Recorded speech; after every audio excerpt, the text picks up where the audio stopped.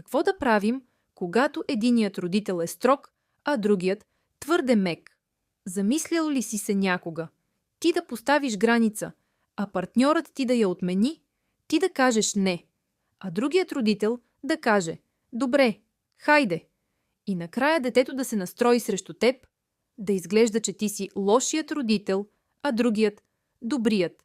Ако това ти е познато, не си сам. Различните стилове на родителство са една от най-честите причини за объркване при децата, липса на уважение и напрежение във връзката.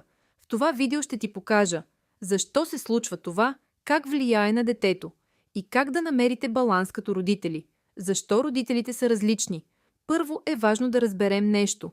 Когато единият родител е строг, а другият по-мек. Това рядко е, защото някой не обича детето достатъчно.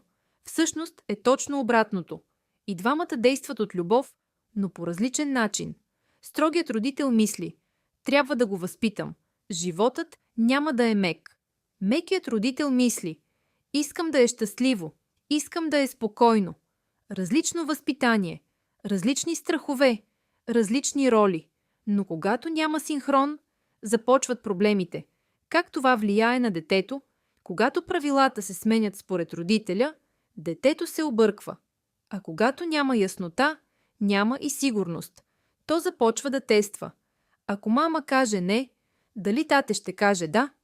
Това не е манипулация от лошо. Това е търсене на комфорт. Но резултатът е липса на граници, липса на уважение и напрежение у дома. Класическият сценарий сигурно си го виждал. Мамо каза не. Ще питам тате. И ако получи различен отговор, детето научава нещо много важно, че правилата са преговаряеми и че родителите не са екип. Кой е прав? Строгият или мекият? Истината е, нито един сам по себе си. Прекалената строгост ражда бунт. Детето се подчинява от страх, но не и от уважение. Прекалената мекота ражда липса на авторитет. Детето се чувства свободно, но не и сигурно. Децата имат нужда от баланс. Твърдост плюс топлина. Граници плюс връзка. Решението – родителите като екип. Сега идва най-важната част. Как да го промените? Първо, разговор между родителите. Но не пред детето. Насаме. Спокойно. Задайте си въпроса.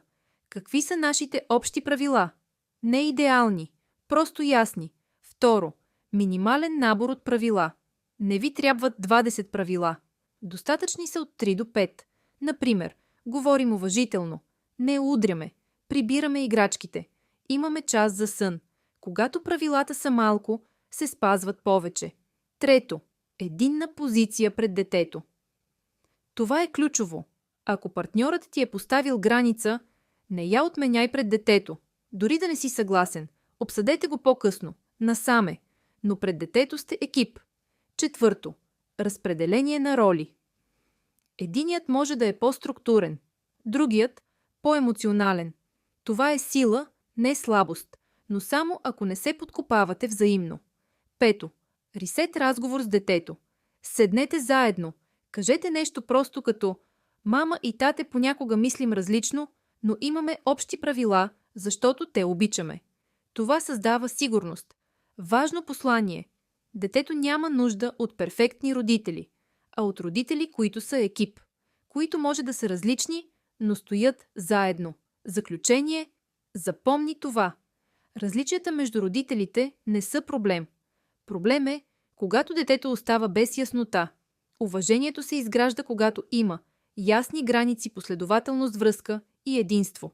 Ако това видео ти беше полезно, абонирай се за канала и го сподели с родител, който има нужда да го чуе. Защото когато родителите се разбират, децата процъфтяват.